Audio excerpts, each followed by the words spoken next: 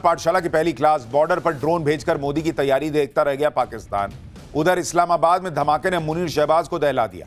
बलूचिस्तान में पिटते पाक सैनिक। अब राजधानी इस्लामाबाद में भयंकर ब्लास्ट। पाकिस्तान का निपटना फाइनल हो गया है। मुनीर शहबाज से लेकर पीओके में बैठे आतंकी फिर कश्मीर को टारगेट करने की तैयारी में। मोदी ने बॉर्डर पर किसे भेज दिया है, सबसे पहले इसका चैप्टर देखिए। कुछ दिन पहले तक मुनीर ड्रोन भेज कर चेक कर रहा था बॉर्डर पर कि भाई नरेंद्र मोदी और भारत कुछ बड़ा प्लान तो नहीं कर रहे हैं। मैंने आपको दिखाया था, बताया था, ये ड्रोन भेज के चेक कर रहा है बार बार। लेकिन मुनीर बॉर्डर पर ड्रोन भेजता ही रह गया। उधर उसके बगल में ऐसा बड़ा कांड हुआ है कि मुनीर की सिट्टी पिट्टी गुम। पाकिस्तान में आज ऐसा धमाका हुआ जिससे मुनीर कांप गया होगा, क्योंकि अब मौत और मुसीबत मुनीर के सिर पर नाचने लगी। मुनीर के दुश्मन उसे तलाशते हुए पाकिस्तान की राजधानी के अंदर उस जगह घुस गए जहां से मुनीर तक पहुंचना बहुत मुश्किल नहीं है। आप देखिए कि आज पाकिस्तान में मुनीर के खिलाफ क्या बड़ा कांड हुआ है। इस्लामाबाद की मस्जिद में बहुत बड़ा बॉम्ब ब्लास्ट हुआ है आज। इस्लामाबाद में इमरजेंसी लगानी पड़ी है। हाई प्रोफाइल इलाके में सुसाइड बॉम्बर ने मस्जिद में धमाका कर दिया। पिछले 3 महीने में इस्लामाबाद में यह दूसरा बड़ा आत्मघाती हमला है। यह छोटा मोटा ब्लास्ट नहीं था इस्लामाबाद में जो हुआ है। कहा जा रहा है कि कम से कम 70 लोग मारे गए, सैकड़ों लोगों का खून बहा है। पूरे पाकिस्तान में इसको लेकर हड़कंप मचा हुआ है। आप खुद सोचिए ना भाई, ये इस्लामाबाद में इमरजेंसी लगानी पड़ी है, क्योंकि अब बात यह हो रही है कि जब पाकिस्तान की राजधानी में ऐसे भयंकर धमाके होने लगे हैं तो फिर मुनीर का क्या होगा। मुनीर तो पहले से ही डरा हुआ था, बुलेट प्रूफ जैकेट पहन के घूम रहा था और अपने बचने के लिए उसने बंकर तक बनवा लिए थे। लेकिन पाकिस्तान जिस तरह से इस धमाके से दहला, उसमें मुनीर के दुश्मनों के हाथ कब मुनीर की गर्दन तक पहुंच जाएंगे ये कहा नहीं जा सकता। वैसे तो पाकिस्तान में बम धमाके होना नई बात नहीं है, वहां तो बम ब्लास्ट होते रहते हैं, लेकिन इस बार सीधा अटैक इस्लामाबाद पर हुआ। मुनीर के नाक के ठीक नीचे मुनीर के दुश्मन पाकिस्तान को ठोक रहे हैं, और ये दुश्मन कौन है वो आज आपको बताऊंगा। हालात अब मुनीर के हाथ से बाहर हो चुके हैं। हमेशा की तरह फेस सेविंग के लिए और मुनीर और शहबाज कश्मीर करने लगे। शहबाज शरीफ और मुनीर फिर से कश्मीर राग अलापने लगे। शहबाज शरीफ ने कह दिया कि जल्द ही कश्मीर पाकिस्तान का हिस्सा होगा। मुनीर कह रहा है कि पाकिस्तानी आर्मी कश्मीरियों के साथ खड़ी है। अरे तुमसे पीओके संभल नहीं रहा। बलूचिस्तान तुमसे कब अलग हो जाए पता नहीं। तुम्हारे इस्लामाबाद में मस्जिद के अंदर लोग मर गए, खून खराबा हो गया, इस्लामाबाद में इमरजेंसी लगानी पड़ी है, तुम कश्मीर लोगे। अभी मारा था ना भारत तुमको जी। इन भिखारियों से अपना घर संभलता नहीं है, बातें कर रहे हैं कश्मीर लेने की। कोई भी आकर इन्हें इनकी राजधानी में ठोक कर जा रहा है, उसको तो रोक नहीं पा रहे हैं। और आतंकियों की रैली और परेड जरूर निकाल रहे हैं। आतंकियों से भारत और मोदी को धमकी जरूर दिलवा रहे हैं। पाकिस्तान कैसे खून खून हो रखा है। मुनीर एंड कंपनी पीओके में आतंकियों का जमावड़ा लगाकर क्यों बैठी है, वो क्या नई धमकी दे रहे हैं।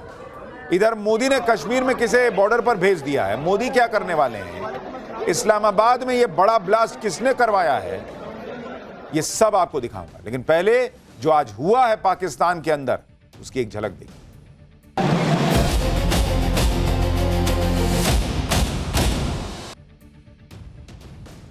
देखिए, ऐसा लग रहा है कि मुनीर की उल्टी गिनती शुरू हो चुकी है। इधर भारत ठोकने की तैयारी मुकम्मल किए बैठा है, उधर बलोचों ने गर्दा उड़ा दिया है। बलोचों से पिटकर पाकिस्तान आया तो आज ऐसा धमाका हो गया जिससे पूरे पाकिस्तान में हड़कंप मचा है। पाकिस्तान की राजधानी इस्लामाबाद में इतना बड़ा ब्लास्ट हो जाना कोई छोटी बात नहीं है। इस धमाके ने पूरे पाकिस्तान को हिला दिया है। पाकिस्तान में आए दिन होने वाले धमाके से अलग तरह की घटना है ये बात सिर्फ एक मस्जिद में धमाके की नहीं है, बल्कि मुनीर के आने वाले बुरे वक्त का इशारा है। क्योंकि जो मुनीर खुद को हीरो बताने में लगा था, वो पूरी तरह से बेनकाब हो गया। पहले बलूचिस्तान में पाकिस्तानी सेना ने पिटाई की बलूचों ने। अब राजधानी में जुमे की नमाज के दिन मस्जिद में धमाका हो गया। और यह सब बता रहा है कि मुनीर के दुश्मन उसके सिर पर नाच रहे हैं। पाकिस्तान की जनता भी देख रही है कि मुनीर की सेना कैसे मार खा रही है, कैसे पिट रही है।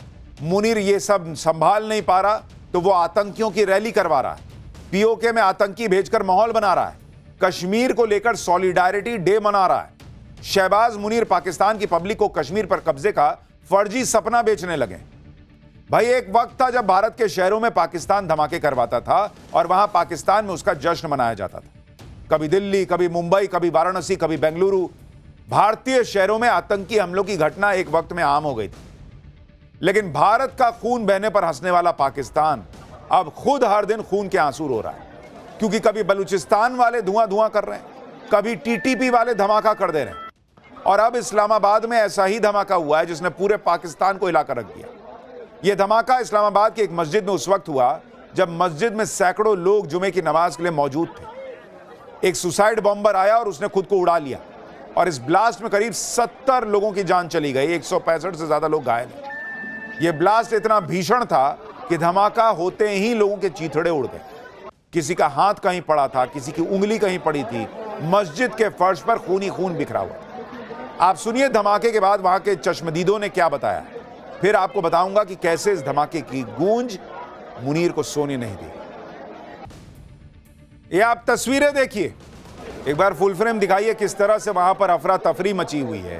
डेड बॉडीज पड़ी हुई हैं जो हम आपको दिखा नहीं सकते ऐसे हालत में है, इसलिए हल्का धुंधला किया है वो हिस्सा, लेकिन चारों तरफ पाकिस्तान में इस्लामाबाद के अंदर इस मस्जिद में लाशें ही लाशें दिख रही थी। जिस वक्त इस्लामाबाद की मस्जिद में धमाका हुआ उस वक्त वहां करीब 500 लोग जमा थे जब सुसाइड बॉम्बर ने खुद को बम से उड़ा लिया। मस्जिद में हुए धमाके में इस्लामाबाद के इंस्पेक्टर जनरल ऑफ पुलिस और उनके रिश्तेदार भी मारे गए, कुछ और रिश्तेदार घायल हुए हैं। यह धमाका इतना बड़ा था कि पंजाब में पाकिस्तान की मुख्यमंत्री मरियम नवाज ने बताया कि उन्होंने 25 एम्बुलेंस मदद के लिए इस्लामाबाद भेज दी। मस्जिद में हुए धमाके के बाद से पूरे पाकिस्तान में खलबली मची है। इस्लामाबाद के बाद रावलपिंडी में हाई अलर्ट घोषित कर दिया गया है। चप्पे चप्पे पर वहां सिक्योरिटी बढ़ानी पड़ी है। मुनीर के होश उड़े हुए हैं बॉस, क्योंकि इस्लामाबाद के जिस तरलाई इलाके में यह ब्लास्ट हुआ उस इलाके में कई मंत्रियों के घर हैं। हाई सिक्योरिटी इलाके में ब्लास्ट हुआ है, कई हाई प्रोफाइल लोग उस इलाके में रहते हैं जहां पर यह ब्लास्ट हुआ है। खुद पाकिस्तान के संसदीय कार्य मंत्री तारिक फजल चौधरी का कनेक्शन भी इसी इलाके से। इसके अलावा इस्लामाबाद के बगल में ही रावलपिंडी है जहां की मुनीर की सेना का हेडक्वार्टर है। मुनीर वहीं बैठता है, इसलिए कहा जा रहा है कि जब मुनीर के दुश्मन इस्लामाबाद तक पहुंचकर बॉम्ब ब्लास्ट कर दे रहे हैं तो रावलपिंडी पहुंचने में कितनी देर लगेगी। पाकिस्तान में इस्लामाबाद की जिस मस्जिद में धमाका हुआ वो एक शिया मस्जिद थी। यह धमाका इस्लामाबाद की शिया मस्जिद खदीजत उल कुबरा में हुआ है। बताया जा रहा है कि यह इस्लामाबाद में हाल के सालों का सबसे बड़ा धमाका है। चश्मदीदों के मुताबिक मस्जिद के मेन गेट पर ही सुसाइड बॉम्बर को रोका गया, उसी दौरान उसने खुद को बॉम्ब से उड़ा दिया। वहीं एक और चश्मदीद ने दावा किया कि पहले हमलावर ने गोलियां चलाई फिर खुद को बम से उड़ाया। पाकिस्तान में इस ब्लास्ट से मुनीर की भद पिट रही है, क्योंकि जो मुनीर फील्ड मार्शल बनकर घूमता रहता है उसकी नाक के नीचे उसके दुश्मन धमाके कर रहे हैं।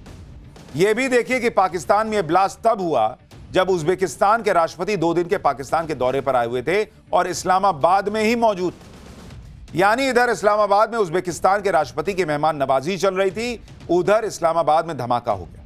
जिस वक्त उज्बेकिस्तान के राष्ट्रपति को पाकिस्तान अपना सर्वोच्च नागरिक सम्मान निशाने पाकिस्तान दे रहा था, उसी वक्त इस्लामाबाद में हाल के सालों का सबसे बड़ा धमाका हुआ। इस धमाके को लेकर पाकिस्तान के लोगों में बहुत गुस्सा है। लोग कह रहे हैं कि क्योंकि शिया मस्जिद में धमाका हुआ इसलिए वहां की मीडिया इसे ज्यादा कवर नहीं कर रहे। लोग पूछ रहे हैं, ये देखिए एक और वीडियो आ गया है, ये देखिए किस तरह से ब्लास्ट हुआ था, उसकी एक लेटेस्ट तस्वीर आ गई है। थोड़ी देर पहले ये तस्वीर आई है, इससे आपको धमाका दिख रहा है, दिखाइए जरा।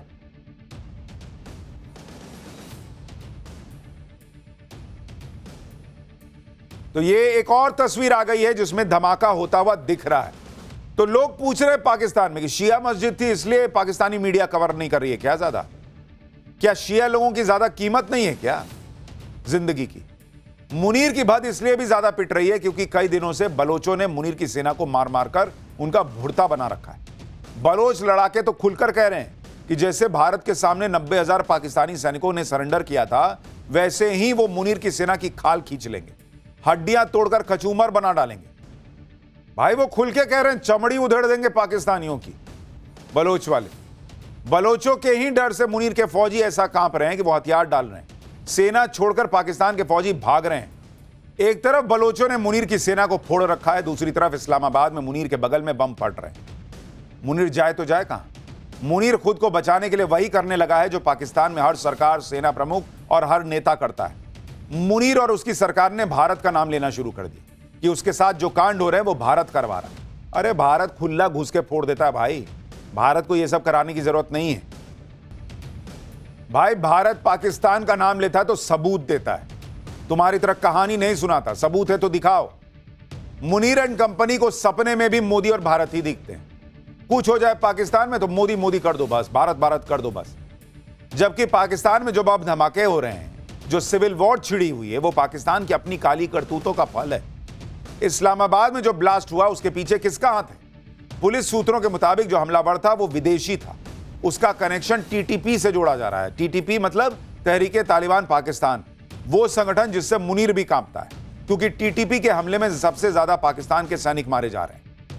पाकिस्तान हर बात में भारत का नाम तो ले लेता है, अपनी करतूतें देखता नहीं। आप देखिए, खुद पाकिस्तान बम से फटा जा रहा है, लेकिन पीओके में आतंकियों की परेड करा रहा है। जिस वक्त इस्लामाबाद में बम फट रहे हैं, उसी वक्त पीओके की गलियों में मुनीर के आतंकी रैली निकाल रहे हैं। ये सुधरता नहीं है भाई। मसूद अजहर के आतंकी संगठन जैश ए मोहम्मद के आतंकी पीओके के रावलकोट में हाथ में असॉल्ट राइफल लिए हुए थे। ये देखिए आप तस्वीरें, लोग बैठकर रैली कर रहे हैं, हथियार लेकर कश्मीर में आजादी की बातें कर रहे हैं। जैश की इस रैली में मसूद अजहर का टॉप कमांडर मुफ्ती मसूद इलियास कश्मीरी भी मौजूद था। इसके अलावा जैश का कमांडर मौलाना अब्दुल मतीन, मौलाना इफ्ती हुसैन, रहमान उस्मानी जैसे आतंकी यहां मौजूद थे। आप देखिए कि कैसे पीओके में आतंकी रैली निकाल रहे हैं, फिर बताता हूं कि वहां कह क्या रहे हैं लोग। इधर जैश के आतंकी रैली निकाल रहे हैं, उधर लश्कर के आतंकी भी भारत के खिलाफ जहर उगल रहे हैं। बुजुर्ग तो निपट गए, यही सोच रखोगे, यही हरकत रखोगे, तुम भी निपट जाओगे। इधर पाकिस्तान में ब्लास्ट पर ब्लास्ट हो रहे हैं। मुनीर और शहबाज का अलग ही स्कैम चल रहा है। कह रहे हैं उसके लश्कर के आतंकी कह रहे हैं कि अखंड भारत को खंड खंड कर देंगे। बच्चे का खेल है। और मुनीर शहबाज का स्कैम सुनिए, इनसे देश नहीं संभल रहा है, लेकिन अपनी आवाम को कश्मीर वाला सपना बेच रहे हैं। आप इनकी हरकतें देखिए, ये लोग कैसा कैसा तमाशा कर रहे हैं। शहबाज और मुनीर मिलकर कश्मीर सॉलिडारिटी डे मना रहे हैं। शहबाज शरीफ पीओके की असेंबली में जाकर कश्मीर पर भाषण दे रहा है। मुनीर बॉर्डर पर जाकर अपने सैनिकों से मिल रहा है और कश्मीर की बातें कर रहा है, क्योंकि इनको और कुछ समझ में नहीं आता भाई। उधर बलोच मार रहे हैं, घर में ब्लास्ट हो रहा है, अर्थव्यवस्था जो है वो जमीन में धंसी जा रही है। कुछ नहीं मिलता तो कश्मीर करो या मोदी मोदी करो। पब्लिक इनकी उसी में खुश रहती है। दोनों मुनीर और शहबाज कह रहे हैं कि जल्द ही कश्मीर पाकिस्तान का हिस्सा होगा। एक तो ये तुम्हारा सपना है कि कश्मीर कभी तुम्हारा हो सकता है। दूसरी बात, तुमको जो मिला हुआ है पहले उसको तो ढंग से चला के दिखाओ। इतना लड़ झगड़ के एक पाकिस्तान बनाए और उस पाकिस्तान को लोगों से भीख मांग मांग के चला रहे हो, और तुमको कश्मीर चाहिए। बस आप सोचिए, इन लोगों को कश्मीर चाहिए जिनसे खुद का देश नहीं संभल रहा। आप सुनिए शहबाज शरीफ कैसे खुद मंच पर खड़ा होकर बेशर्मी से बता रहा है कि जब वो दूसरे मुल्कों में कर्ज मांगने जाता है तो लोग क्या ना क्या मांग लेते हैं उससे। कैसा भिखारी आदमी है भाई। पता नहीं क्या क्या लोग भीख देते वक्त इससे ख्वाहिश जता देते हैं कि बेचारा शर्मिंदा हो रहा है। खैर आप देखिए, ये भिखारी पाकिस्तान जो कश्मीर लेने की बात करता है, उसके हालात इतने बुरे हैं कि लोग मैन होल का ढक्कन तक चुरा कर ले जाते हैं, ढक्कन को बेचकर कुछ पैसे कमा सकें। आप देखिए पाकिस्तान की मीडिया में कैसे कैसे क्लिप चल रहे हैं। वहां लोग बता रहे हैं कि 7,100 मैन होल के ढक्कन लगाए गए, उसमें से 6700 6,700 चोरी हो गए भाई। ये ऐसा भिखारी देश है, लोग मैन होल का ढक्कन चुरा कर बेचकर घर का खाना जो है जुटा रहे हैं। इसको कश्मीर चाहिए। मतलब ढक्कन चोर कैसा देश है, ढक्कन चोर देश है भाई। मुनीर और आतंकियों की टोली कश्मीर की बात कर रही। मुनीर खुद पीओके के चक्कर काट रहा है, बॉर्डर पर फॉरवर्ड पोस्ट का दौरा कर रहा है, ड्रोन भेज रहा है। ये सब मुनीर उस घबराहट और छटपटाहट के तौर पर कर रहा है जिसमें उसे ये डर है कि पता नहीं कब नरेंद्र मोदी पाकिस्तान को फोड़ दे। आप देखिए कि इधर मुनीर कांड पर कांड कर रहा है, उधर खुद नरेंद्र मोदी ने किसे बॉर्डर पर भेजा है। गृह मंत्री अमित शाह जम्मू कश्मीर पहुंच गए। अमित शाह ने जम्मू कश्मीर में हाई लेवल सिक्योरिटी मीटिंग की है और इस मीटिंग में सेना प्रमुख जनरल उपेंद्र द्विवेदी भी मौजूद रहे। मीटिंग में LG, Jammu Kashmir police, BSF के डीजी, सीआरपीएफ के डीजी सब मौजूद रहे। ये मीटिंग ऐसे वक्त में हो रही है जब घाटी में एंटी टेरर ऑपरेशन चल रहा है। कठुआ में सेना ने पाकिस्तान से जुड़े जैश के 4 आतंकियों को ठिकाने लगा दिया। सूत्रों के मुताबिक बैठक में बॉर्डर सिक्योरिटी मजबूत करने, घुसपैठ पर लगाम लगाने और आतंकी नेटवर्क के खिलाफ कार्रवाई को और तेज करने पर जोर दिया गया है। 1 महीने में यह दूसरी बड़ी सिक्योरिटी मीटिंग है।